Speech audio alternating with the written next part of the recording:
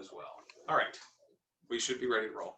Good morning, everybody. It is Thursday, April 29th, and we are with Isaba for You Know What the East Side Really Needs, a conversation with a new developer who's checking in. That is PAK Properties, PAK Properties, if I'm saying that right, I hope. Rich, glad to have you on the show today. Want to thank our sponsors before we get started here as we're ready to roll.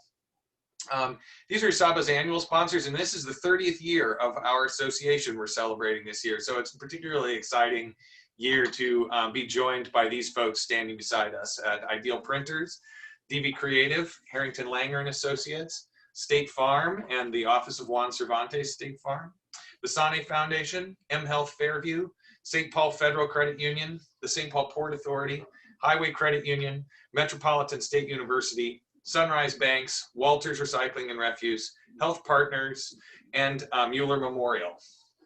So those are our annual sponsors. Thanks to y'all. We have a couple of those annual sponsors on the show today. There's Lori Seaver from the St. Paul Port Authority. Do I see anybody else from our annual sponsors today? We often have some folks chime in from that group, which is great. Also want to just acknowledge Isaba board members. Do we see any Isaba board members at the moment? I see Juan here. There's Juan Cervantes, though we can't see you, Juan. You want to see me? I don't know if you really want to see. There you are. Yeah, excellent. yeah. Also an annual sponsor from Juan Cervantes State Farm. Good to see you, Juan. Thank you. Yes, hey, Lori. We are also greeted with Lee Kruger, the president of the Port Authority today. Oh, fantastic. Hi. Cool. I know that Rich reached out to you just a second ago and said hello, but wonderful. Thanks for that acknowledgement, Lori. Since Lee, you and I haven't met previously. Welcome. Thank you. Glad to have you on today. I'm going to just invite you to do introductions here. And Thomas also has sent me an email that says he's unable to get on. So I'll work on that, Rich, when we get started, when I hand over things to you. But let's do a round of introductions to get going and just welcome folks to the show here. So turn on your camera if you've got a minute. I'll give you a second to do that. Nice. We're getting close. Okay. All right, good. That's pretty good participation for cameras. If you run an East Side small business or a part of an East Side business that's on the show today, give us a wave. So part of East Side businesses, we see Juan Cervantes, Rich for our presenter today, Chelsea DeArmond from TC Tubes, Nathan from 11 Wells. That's who I saw straight up. Did I miss anybody? Okay, that's a good start. How about if you're a part of an East Side nonprofit? Give us a wave if you're on the show today. So there are nonprofit partners from Kayla from East Side Elders, David from Urban Roots, Jean from Cornerstone Montessori, Ann from ESNDC. Who else? Chelsea from MN350, Rebecca from East Side Elders and Dayton's Bluff, Song Tao from St. Paul Urban Tennis, Randy Bloom from Midwest Special Services. Anybody else? That was great. Totally great. Isaba is also a nonprofit. Hey, here we go. If you are a member of the public-private partnership that we know of as the St. Paul Port Authority, give us a wave. We've seen two of you today. We've got Lee and Lori. Thanks for being on the show. If you are, St. Paul City Council member Jane Prince, give us a wave. Thanks for being on the show, Jane. Great to see you, Councilmember Prince, as usual, from Mounds Park. Okay, we've got some folks we've got Song Tao, we've got Song Tao, yes, from St. Paul Urban Tennis that we just met. We've also got Tong Tao from St. Paul Area Chamber of Commerce, longtime East Sider and fantastic advocate on the East Side. Ooh, there's Lindsay just popped in from Delwood Gardens. Hi, Lindsay. We were just talking about Delwood Gardens. We've got this great combination between the owner of your property with Rich and the garden folks with Urban Roots. So anyway, we've talked about Delwood already. Welcome, glad to see you. We've got some folks who are, we've got Rick Howden from Ramsey County. If you're Rick Howden from Ramsey County, turn on your camera and show us where you are, Rick. You're not doing that. That's okay. We're glad you're here, No, Rick. sorry, I'm on a mobile device, so I don't have a camera today. But. Okay, no camera. No big deal. We've also got some folks that are new to me, so let's just say hi to them. Rob. Hi, Rob. And tell us who you're with, Rob. You'll have to unmute. Rob Clapp from St. Paul Brewing. Oh, hey, Rob, I didn't recognize you without a mask on. All good. I'm glad you're here. Rob is a business owner on the East Side and developer. Glad to see you, Rob. I'm so happy you could join us for this conversation. I do know you, so that's a misfire. I'm glad you're here. Amber, I don't think I know you. Feel free. There you go. Yep, we are guests of Mr. Pakonen here today, and my colleague Lou Tao is joining us, and our background is in real estate and marketing here in St. Paul. Thank you for having us. Thank you. Welcome. I'm always like a presenter who, brings a posse. So we're glad to have you all on the show. Thanks for being with us. We also have Johnny Opera. Yeah, I apologize. Nice to meet you and everyone. I'm actually in my car right now heading to go see my good friend Rich, but my company is JL Companies. I'm a local developer and I'm from St. Paul. Nice to meet everyone. Great. Welcome. Thank you for being with us. No problem. All right. So, and I'm going to work on getting Thomas Herr from Hmong Village on the call. He was really interested in this conversation as well. I'll work on that and hand things over to you, Rich, and I'll just go ahead and enable you for screen sharing here. And we'll go ahead and thank you everybody for dropping information in the chat. I'll also just drop our agenda in the chat, like I said I would earlier, and we'll go ahead and get started. Super. Do you want me to get going here, Paris? I would love that, and let me go ahead and give you the ability to share your screen, because I'm also just really excited about everyone seeing the land use photograph that you have to kind of give us a location, like, hey, this is the spot we're talking about, this is the stage that we're at, and let's have some conversation. The way that you set it up with me the other day was just terrific. So that and anything else that you'd like to say would be great. I'll make you the host. Okay. Tell me when I'm the host. All right. There you go. Well, thank you everybody for taking the time to I guess listen to my presentation and letting me ask these questions that I've got of you today. So again, my name is Rich Pakonen. My company's name is PAK Properties.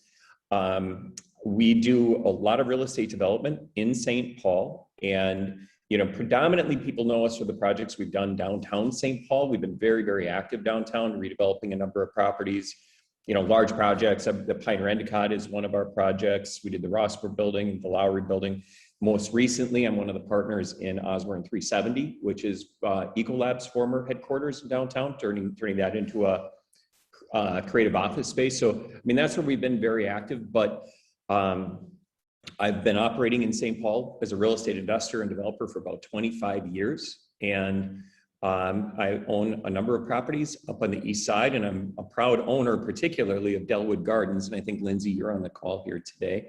So we employ a lot of folks up on the East Side, and that business has been in place for maybe 7 or 8 years up there. And by the way, I will tell you, it's a 100 unit assisted living facility. And I'm pretty proud of the team that we have at Delwood.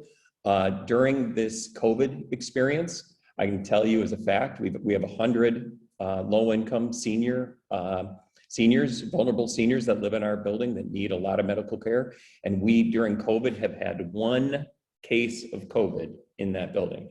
And if that's not a demonstration of what quality of care looks like in a senior care facility, I don't know what is. So thank you, Lindsay, and please pass my thanks on to everybody else there. But the reason I'm here today is because we've bought a very large piece of land on the East Side, and it's about 15 acres of land. It's on East 7th Street, and I'm going to show it to you here if I can. I'm going to switch over to sharing my screen. Hold on. And here you can see the general location of this. Let me even start here. This is a Google map, and I apologize for the informality of this presentation, but we really are at the very, very early stages of this project. And so here you can see downtown St. Paul, East 7th Street, and the star is the location of this parcel. And I'm going to zoom in to this frame here is probably the best site. So here's Johnson Parkway on the west side, East 7th here, and here is White Bear Avenue on the east side. So it's about halfway between Johnson Parkway and White Bear Avenue, right on the south side of East 7th. This is Hazelwood right here, this intersection right there. So there's we're generally located on the southwest corner of Hazelwood and East 7th. So it's a big piece of land. We own it. There were 5 different owners of this parcel. And it's the history of this land, even though on a Google map, if you look at this, it looks like a park. The history of this land is that it was used for decades as a construction dump. You know, Semstone cleaned out their cement trucks here. When big buildings were built in downtown St. Paul, they put the old buildings in what was a ravine here. And so this piece of land is filled now with somewhere between 5 and 40 feet of construction debris. So concrete, rebar, whatever other types of construction debris, and then filled in with, fill soil and what have you. And today it's a fairly flat piece of land that's now where the trees have grown up and people are storing snow on it, taking snow from parking lots and dumping it here. But it's a vacant piece of land, and it's 15 acres of land, and it's much smaller than the projects that are in the news today, Hillcrest and the Ford site and some other, those are just, unprecedented, parcels available in our urban core, but 15 acres is a pretty big piece of land. We purchased the last piece of this maybe 4 weeks ago. So this is a very recent acquisition. And this is the extent to which, I'm going to take us off screen sharing here now, if everybody's got a sense of, the site and, 15 acres of land. And, in terms of comparison, you can see Harding High School located here. So just in terms of size comparison, this is a pretty big parcel. My question to the group though is really this, as I've approached all of our development projects in the past, and we've done industrial development and office development and housing development and low-income housing development, a whole array, assisted living development.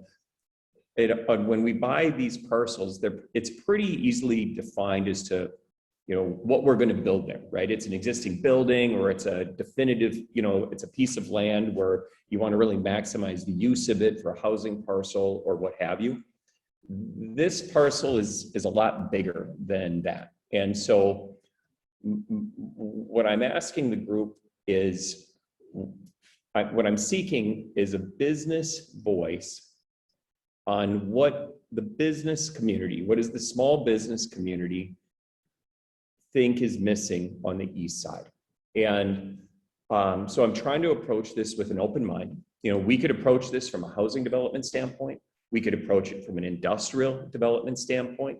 We could approach it with an idea of retail community uses involved, and there's a whole array or combination in all of what I described there, that where we could approach this. So I'm trying, but I'm seeking now just general small business opinions on what's missing, and I'm going to even back up even 1 second more to really start this conversation. We're working on a project right now in the Midway. It's called the Wycliffe Building. And the Wycliffe Building is a 300,000 square foot industrial building that was started by Planters Peanuts, like in the late 1800s. And they started with one little small brick and timber building in the late 1800s, and then they added on 10 times. So it's turned into this like Frankenstein building, right? It's not a 300,000 square foot box. It's like all of these buildings that were built around and attached to this building. And so we bought this thing empty a couple of years ago. And because it has all these buildings, it has all these sides. I'm actually on the phone right now with you. Somebody might want to hit mute there. But it's you see my number, it would be like 404. Anyways, but we've been splitting it into small industrial bays, 3,000 and 4,000 and 5,000 square foot industrial bays. And we're hearing that there's a tremendous amount of demand, and we're seeing it at this building, of small companies that are making things that need these small industrial spaces. So that's an example of a creative use of an existing building to serve an underserved market. And And I'm wondering what kind of underserved markets exist on the east side. So I can get into a lot more detail, but I really would love if anybody's just got a general question or, you know, what have you. What I'm seeking is just an open discussion from the small business community about what you think is missing. Looks like I've got, okay, I don't know how to do this, but Ann DeJoy raised her hand. Yeah. Hey, Rich, sorry for the interruption, and sorry for the interruption there on that phone call. Thomas Hurt is on the phone, which is great, but if you'll make me the host again, I'll manage muting and unmuting folks. Sorry about that. Sorry no about worries. that. How do I make you the host? You go down to participants at the bottom of the screen. Yep. And click on that, and then you'll see a list of names up in the upper right-hand corner. Yep. And you can click on my name and click on more, or hover on my name, click on more. Yep. And it should have a make me the host. Got Perfect, thank you. Go ahead, Ann, and also if folks want to drop their comments or questions in the chat, if you've got something that's burning right now, I'll also be watching the chat. Great. So you're looking for some ideas, and I just wanted to share with you that currently ESNDC, along with some business owners and other partners, are working on a feasibility study for Maryland Avenue. And I just wanted to share with you some of the ideas that are coming out of there that I think could also be great ideas for the 15 acres that you own. So what we've been exploring and looking at are like urban cooperative with a second floor greenhouse space. On the first floor, it would be like a marketplace selling fresh vegetables and fruit and flowers, and then have a restaurant. It would be multi-tenant space, a mixed-use athletic training facility. We have a few on the east side, but there are some gaps. For example, like LaCroix, I don't know if we have that anywhere, or lacrosse, have that anywhere on the east side. But just, again, just some general ideas. Co-working and co-making space. There's a lot of entrepreneurial spirit on the east side, and smaller spaces in a cooperative environment with some shared facilities would be an advantage. Micro apartments, live work housing, multi-use community center, and urban event pavilion, so that there would be indoor space, but then also outdoor covered space, for example, for a food truck event or some farmers market event or things like that. So those are some of the things that we've been talking about, and getting some ideas from business owners, you know, a little bit further northeast of your site, or northwest. Thank you very much for those comments, Ann. That was in live work housing. We built a number of projects that include substantial live work use. The idea of co-working, co-making space. That's something, as I was talking about our Wycliffe building, that's something that I'm really looking at this site going, I wonder if the same need exists on the east side that exists in the Midway, where a lot of, I mean, we're renting, probably 2 businesses a month are moving into this complex of ours. And these are all 2,000, 3,000, 4,000 square foot companies. Many of these companies, but the jobs in every single one of these organizations, that building is just jammed full of jobs, because every one of these small entrepreneurial companies, there's an owner that's super passionate about whatever it is they're doing. And we all joke that all the owners are awake at 2 o'clock in the morning, like I am. That's my common funny joke. But but many of those owners are coming out of their garages. And I can point to 3 organizations in that building that, you know, are startup companies, started 2 or 3 years before they needed space, came into our building. And their common statement, along with the common statement for most of our other customers there, is that it's very, very difficult to find a high quality space for a small industrial business, you know, where the roof doesn't leak. It's not a reuse of a Class C building where things are kind of duct taped together. but it's the roof doesn't leak, good heating systems, good cooling systems, good internet systems, loading docks, deliveries, and zoned industrial, so you can make things there, you know, legitimately. And it's very difficult to find that kind of unique spot. But that's, I think, somewhat resonating off of the points that you described as well. And that's, so anyways, thank you. And I just want to add one comment. I think the new normal here is downsizing. And the other advantage of that is you have multiple tenants. So if one tenant moves on or moves out, you know, it's not dependent on a master tenant that all of a sudden you have a big vacant commercial space. So Sure. anyway, thank you. Yeah, and well, and to your point, if, you know, if you guys remember back to that little map that I put up on the screen where there was the outline of the parcel, it's, I don't have to tell anybody on this phone call, there's a lot of rooftops around that. And I wonder how many entrepreneurs live in those homes. And I mean, there is a lot of economic activity on the east side, and that's where I've, you know, having an industrial use, you know, aimed more directly at smaller businesses, you know, serving those east side entrepreneurs.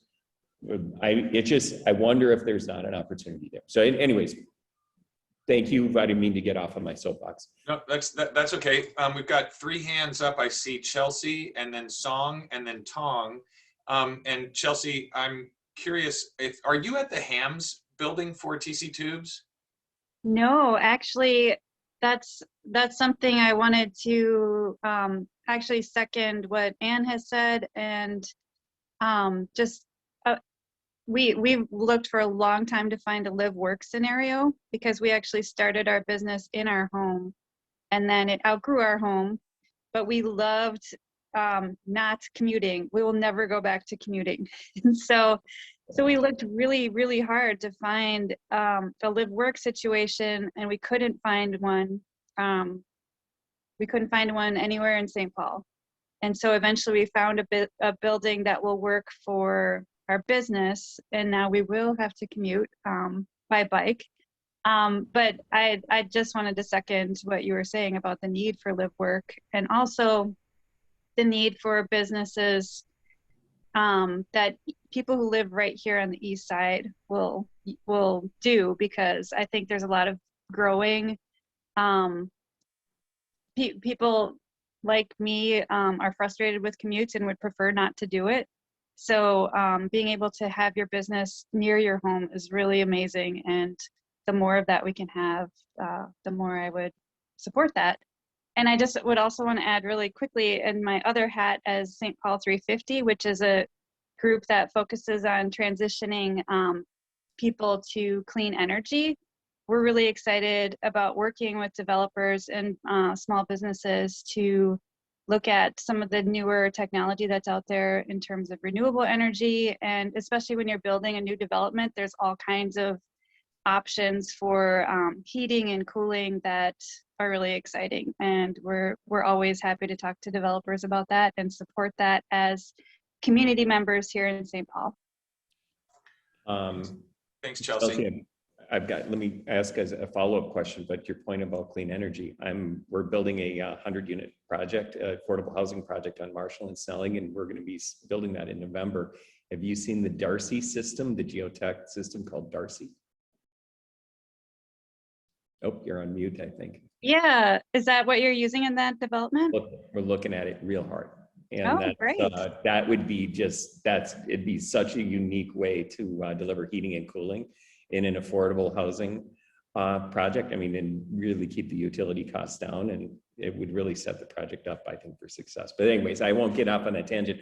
When you talk about live work, there's a lot of definitions of live work, and live work in what purposes is the housing a secondary component of that? Is it an industrial setting? Is it a retail live work? Is it an industrial live work? What is when you think about wanting to live and work and avoid a commute, can you give me a little bit more of a definition of what is ideal?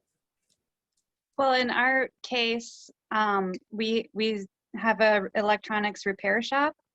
So we have a little repair shop with some audio systems, and then we would love to live next to that or above it, or right now we live within walking distance, which is amazing, and it's going to be sad to have to bike now, but at least we're not driving. And I can imagine other people, like people who own studios, you know, whether it's a fitness studio or some kind of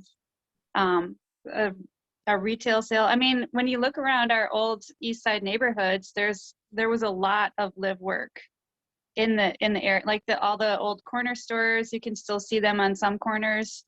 Most of them have been converted into housing. But that idea of having a little shop and living above it is kind of what we're looking for, and it used to be really, really common in these neighborhoods, and it's really hard to find now anymore. Okay, thank you. That was really cool. Appreciate it. Let's hear from Song. Thanks, Chelsea. I think Tom had his hand first. So okay. Tom, you want to go first? I want to make sure I don't want to jump the line here. Sure. Thanks, Song. Rich, I think this is a great project. 15 acres. I never knew. I always drive by this plot and I never knew what it was for. I was just a big empty lot. This is awesome. I'm thinking I kind of want to expand on what Ann talked about with the co-working, co-making space. I had this conversation with a couple of entrepreneurs back in the day when they were doing food trucks. And I know that we have like a small food truck park over on Phelan Boulevard that I think was just created not too long ago. But there's only space for 2 and there's not a lot of parking spots.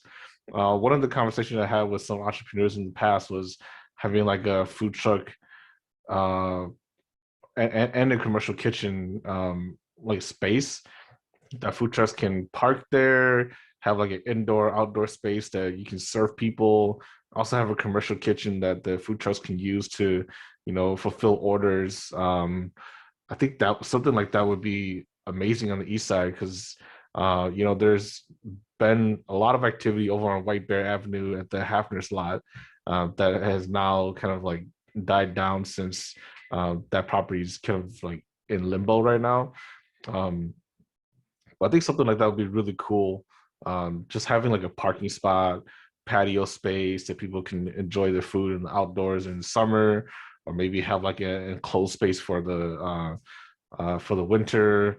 And I think commercial kitchen would be great because there's a lot of small food businesses that are trying to scale up, and you know, I know that there's some folks that are trying to get their businesses ready to, you know, maybe pitch to big box stores. They might need a spot for something like that. So just want to put that idea out there. Wow, that's fascinating. I got a lot of comments to that. Really interesting. A lot of the companies that are moving into our Wycliffe building are food companies, and really interesting food companies, like tea company, kombucha company. We have this garlic company and hot sauce company, and we have a company that makes strudel. That's what they do. They just make strudel. Super interesting. And you know, if you go to you know, grocery stores, Harriet, Lund's, whatever. And you go in there in the refrigerated section, there's this box you can buy called Local Crate. It's all made in our building. And it started out as this little bitty company and it's exploded. And we've just got a company called Jinx Tea moving in now. But every one of these companies are what you just described. They're scaling. They need an agricultural space. They need ability to get loading in and out. They have to have a space that represents their business well, because buyers from Target are showing up there and they can't walk into a space where they're questioning the quality of the business or the quality of the food product that's going into those stores. And your point about food trucks, that's a fascinating idea. I think Rob Clapp is on the idea because I think that's an idea he's shared with me in the past. But you know, and that's one of the negatives of this site is, like I told you, it's 15 to 50 feet of construction debris.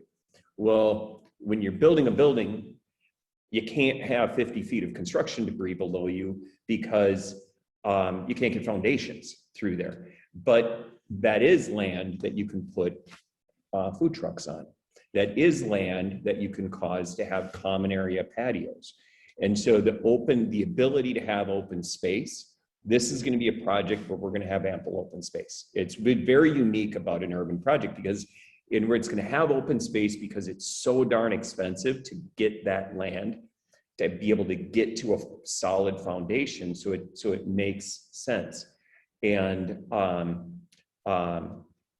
so I think your description of food trucks, incubator food space, agricultural food space, the idea of having common area patio, outdoor area for people to enjoy those food products, be it from the food trucks or from maybe a restaurant or 2 or 3 or 5, and the idea that, people are there making things is I think makes sense. And you just had a comment here that the definition of industrial is no longer smokestacks, but green companies that pay livable wages.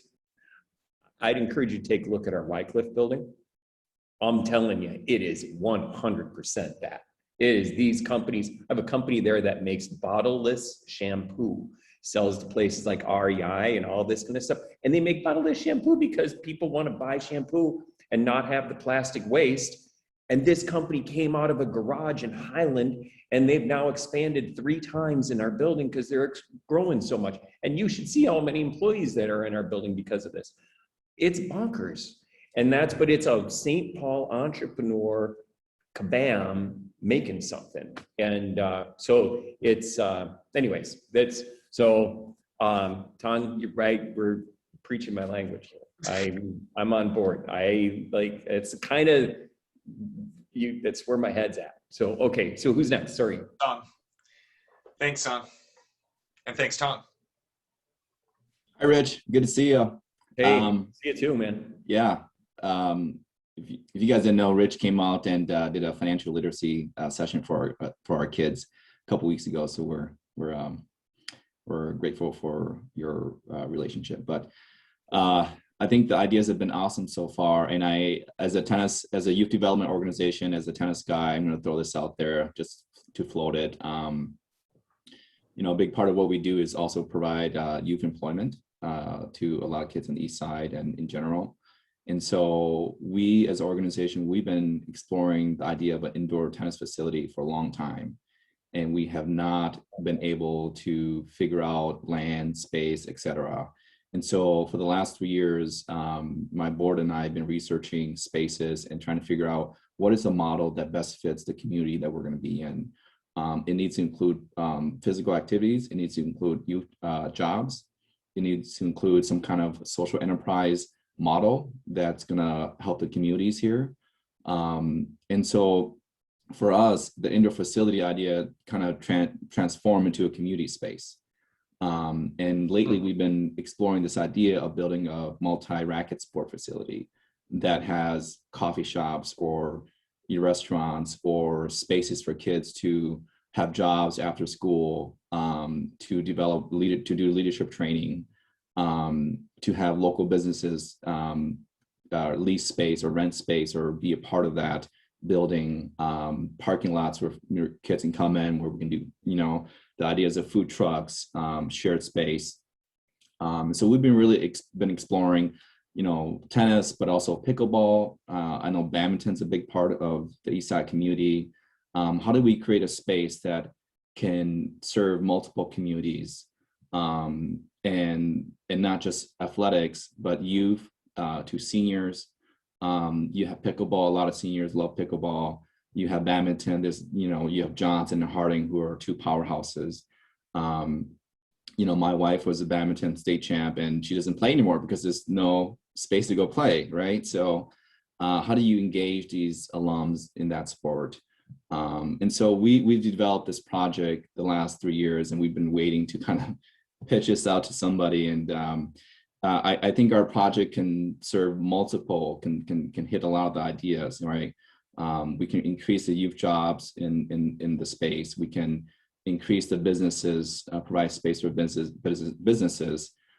We can serve all ages from 3 to 5 years old, all the way to seniors.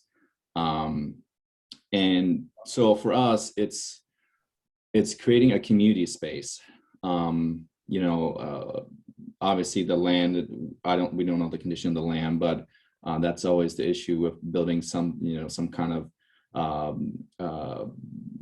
a large asphalt or concrete space, right? There's always, you gotta make sure the soil and everything's correct. And so I just want to float this idea out there.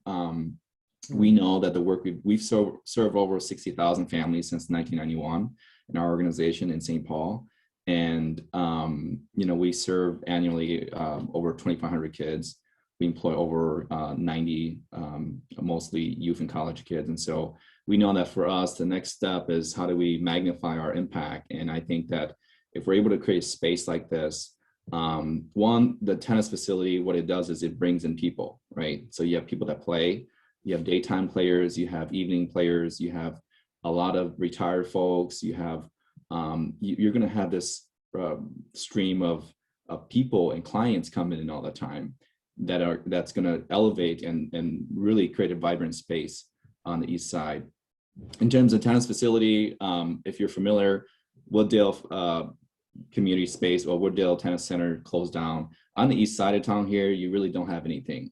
In the past 2 years, we've been approached by Division III schools about creating a space where their schools can have a home court. And so we have some of those relationships that are going to be established. It can be a great home for St. Paul Public School. A lot of our kids can really, after school, they can come play, they can go and work with the little kids. And then those that don't want to do that can do leadership training.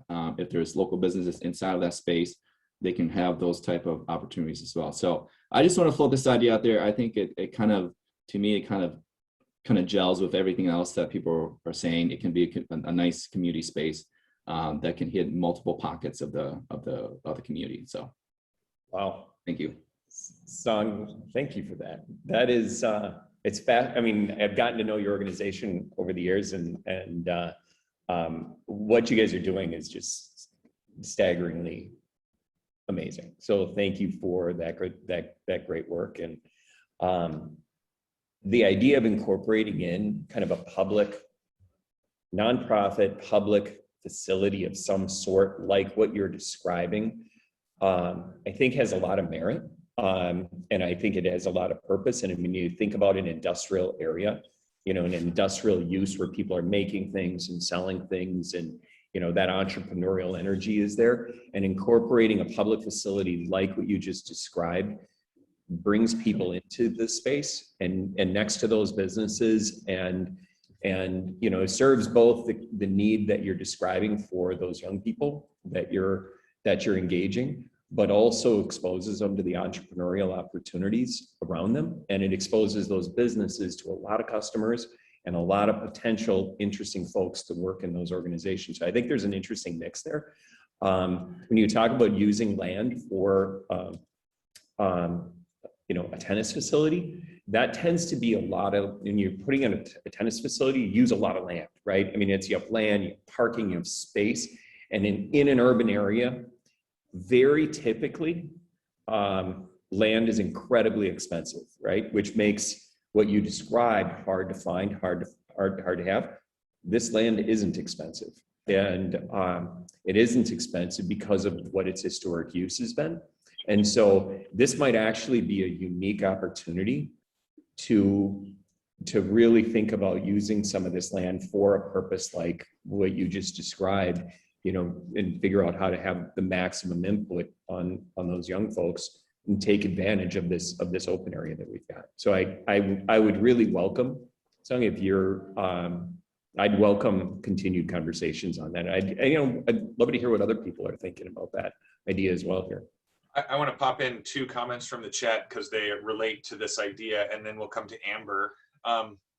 So Song, one comment is that, it's a question comment, is there an indoor tennis club over on Railroad Island? Chelsea popped that in. And is that just far enough away from the center of the work that you're doing that it is less convenient to get over to that part of Lower Payne? So remind me, I'm sorry, I'm not familiar with the geography. So Railroad Island, Railroad Island is over off of Payne Avenue, between Payne Oh, Avenue gotcha. and the Gotcha. Yeah. So yeah, there further to there the is St. Paul Indoor Tennis Club. They are a 5 indoor tennis club facility, and unfortunately, we've been trying the last 3 years to potentially even purchase the place or to be a part of that place, and it just hasn't been as community oriented. You know, it makes a lot of sense because we have a lot of East Side kids that can just potentially bike or go there, and it hasn't been the greatest community oriented space. And so, yeah, I mean, we would just love to hop there and just solve our problem, but you know, unfortunately, it just hasn't worked out. So totally makes sense. Thank you. And Thomas, chimes in with the Hmong community needs an indoor sports facility. And Thomas, I'd love to hear your comment about that, knowing that one of the things I love about the East Side YMCA is that it is full of our East Side families. Like, it is an amazing opportunity. But you know, and I know you know that. What are you thinking in addition to that, or as distinguished from that? Yeah, I just barely finished typing. Thank you for allowing me to chime in. I'm Thomas from Hmong Village, and I'm barely typing my info in the chat room here. Forgive my ignorant. I didn't know what we are basically talking about. I understand there's a piece of land here somewhere on the east side, and a developer is involved. Are we still at the early stage talking about ideas and plans and what looks good, you know, what would be good for the land? You got it. Okay. Yeah, the answer to that question is exactly yes, Thomas. I'm the developer. Hello. It's a pleasure to meet you. I'm sorry I haven't stopped in and said hello in person. You have a fabulous facility over there, just super vibrant and amazing. But yeah, the piece of land that we're buying is 15 acres of land. We own, excuse me, is on south side of East 7th Street, west side of Hazelwood. It's about equal distance between Johnson Parkway and White Bear. So we're not too far away from Hmong Village. And the answer is yes. We just closed on the last parcel just a few weeks ago. And so I'm in very, very early stages, just seeking general East Side small business input on, you know, what's needed on the East Side. I'm again specifically seeking, you know, kind of the business input on this. That's really good, and the best thing is that as a developer, you're coming to the community and trying to hear what are the needs from the community. So the needs from the community probably jive with the general plan from the city. You know, the city built out a general plan, a 10-year, 20-year plan, and then they, you know, because they got some money from HUD, they also have an annual action plan. And so I think all these ideas that we're putting together, I'm sure that as a developer, you are aware of all this, that, but from the Hmong community, you know, as long as I've been up here from 2013, we've been wanting to have a sports facility that that really allows people to schedule throughout the year. You know, I'm 55 and I'm still playing indoor soccer. And every year we're struggling to find a facility that accommodate us. And we are always taking on the leftover hours, like the late night, you know, and the Sunday evening, you know, when people don't take the time. And even if that, we still don't find a facility. So, you know, the east side is lacking of a good facility. If you go to the dorm, it costs about $150 per hour. And so when you have a bunch of kids and you don't have any resources, financial resources, you're not going to be able to get a place, you know, at all. So that might be an idea, and depending on how you as a developer looking into doing it, you probably know that East Side is also lacking of senior facility. You know, um, a senior center might be a good thing. It could be a low-income housing for senior people. That is very high priority within the city. So these are some of the things that I can think of right now. But I work as my professional life. I've been a real estate development director for what 22 years for a nonprofit developer in the Bay Area in San Francisco. So I've done some of these basic planning, and if there's anything I can be of assistance to you, feel free to. I will, Thomas, I'll reach out. I appreciate your voice on it. Really do. Thank you. Amber has a hand up, and then we'll move to some announcements. But if you have something that you want to chime in and say, go ahead and raise your hand or drop in the chat. Perfect. Go ahead, Amber.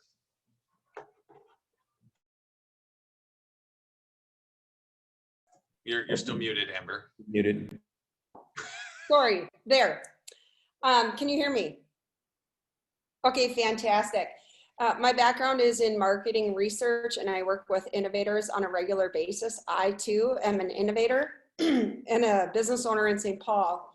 I just want to, I've done some research about the communities that we're talking about here. So I always like to look at data, and Wilder Research has done some studies about the neighborhoods. And if I could just share a little overview, I won't take any more than probably 60 seconds to do that. But about the community that we're looking or discussing, it's a rather young community, a lot of folks about 55 and under, and a mix across the board between male and female. It's a very diverse group, about 60% people of color and about 40% white folks. I say folks, I'm from North Dakota. Lots of languages being spoken, lots of people from other countries that were born and then migrated to Minnesota here. And then there's information about income and things like that. Talks about one thing that I want to bring up is ownership opportunities. So as I'm in the real estate field too, so I work with developers. And it's great to fill spaces with innovators. But, you know, one thing that Chelsea mentioned was the live work. So I have a question, you know, how important would it be to her to own the space? You know, that's something that doesn't always get talked about, and we're not shy to have those conversations. I do work with Rich on a regular basis. He hasn't brought that up at all, but I just want to plant that seed as you guys continue to think about what could happen in that piece of land. So I'll put a link as far as the research, so you guys can do some more research too, because I want to encourage everybody to look at data as we continue to innovate, because like Tom has mentioned, a lot of work has already gone into this. And so if we can build that momentum together, I think that that's part of what Rich is looking to do.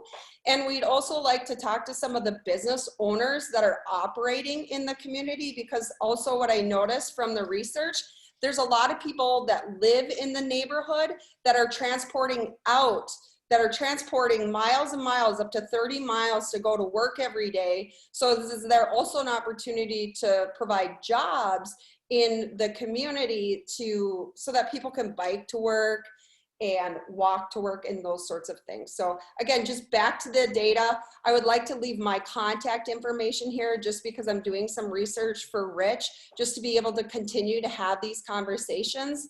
And with Rich's permission, that you guys would be able to reach out to me directly too. I'm always in my office. That's great, Amber. Thank you so much. A lot of the things that you mentioned are things that we generally hold true about the East Side, but it's always good to hear those confirmed with numbers. You know, so that's terrific. I'll say just two things. One, our colleagues at Latino Economic Development Center working on the East Side actively last couple of years, and of course we talked about this a lot. Highly value ownership as a way that folks are moving to really solidify assets and decrease potential for gentrification. We're a very diverse neighborhood with entrepreneurs that are gaining step by step, and the opportunity to buy and own their own building is a major way that we are working on really creating those assets and anchoring those. And I see Ann nodding over there. I hope I haven't spoken out of school. I certainly haven't for LEDC. That's one of their key strategies. So yeah, I think that's definitely something to consider. Two other words from the chat here that kind of got bandied around. One thing that we've considered that we talked about in this meeting in days past is community solar. How do we do cooperatively owned community solar so that small businesses and residents on the east side can actually own a piece of that innovation?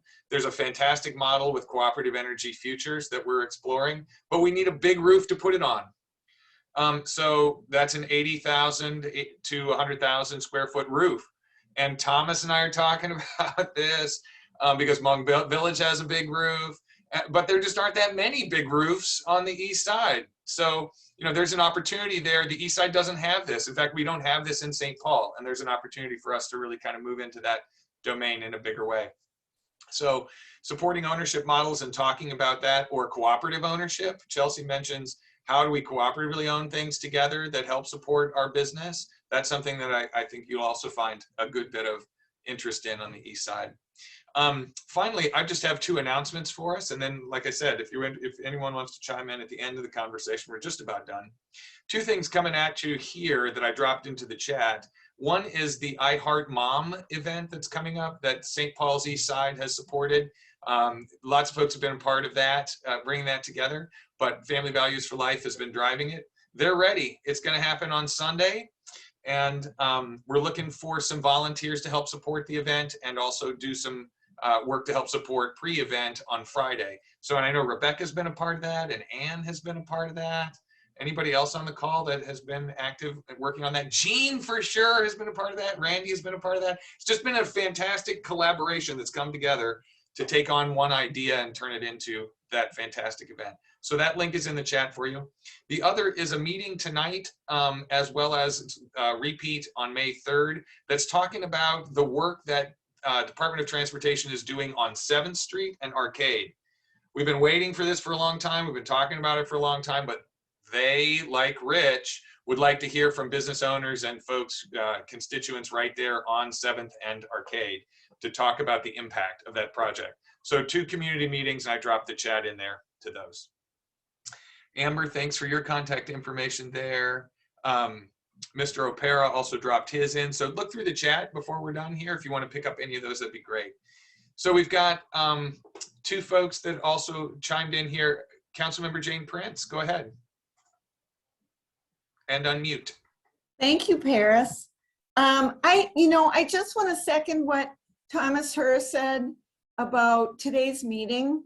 This has been incredible for me to be able to sit in on, and for a developer, a owner of a parcel this large to come to the community at the first opportunity to get input, and then for the input to be so amazing and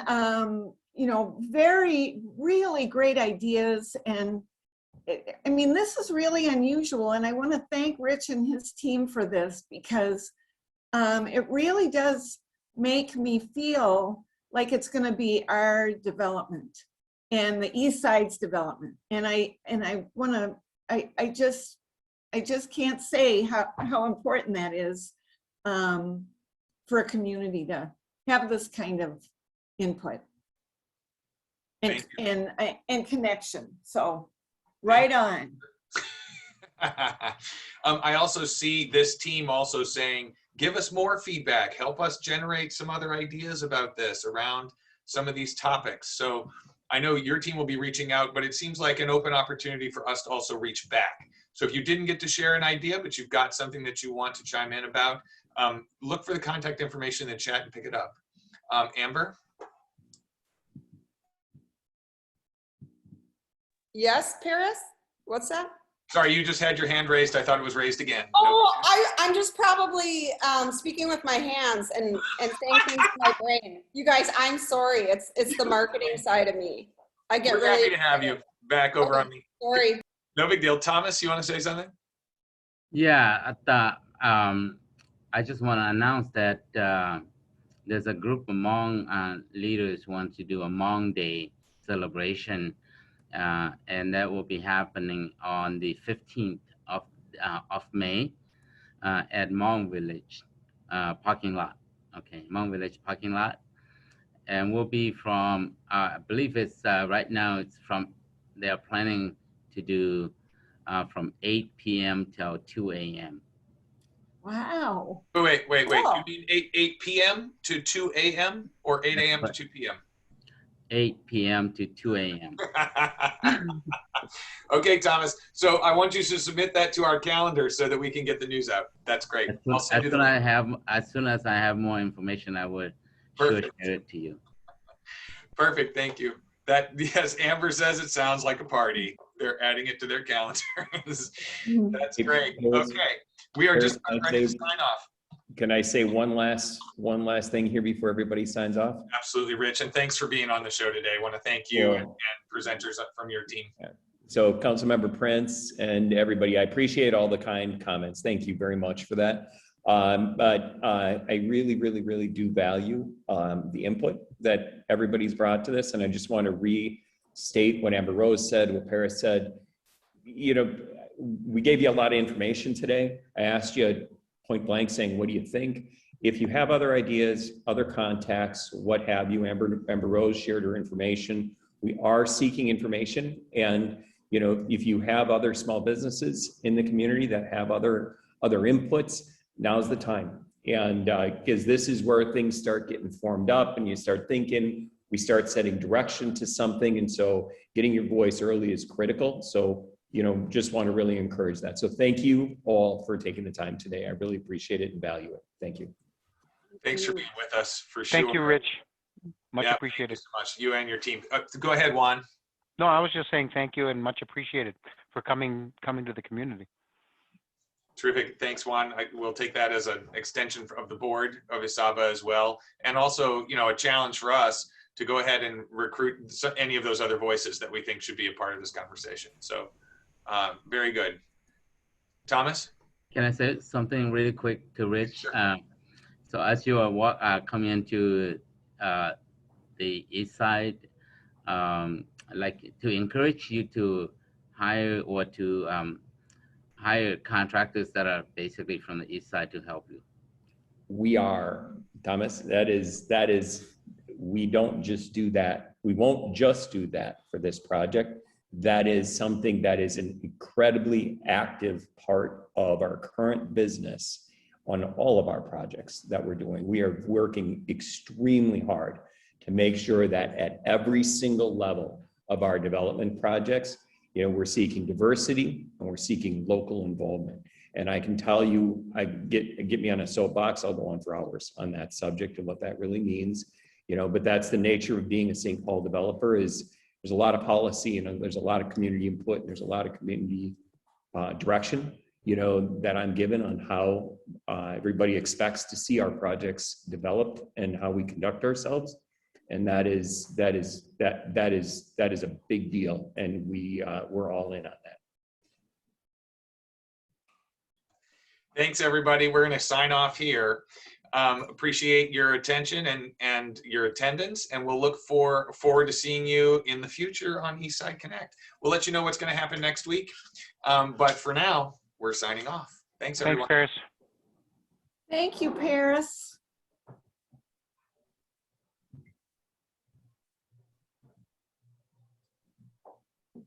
Thanks, Councilman. Paris, unbelievable.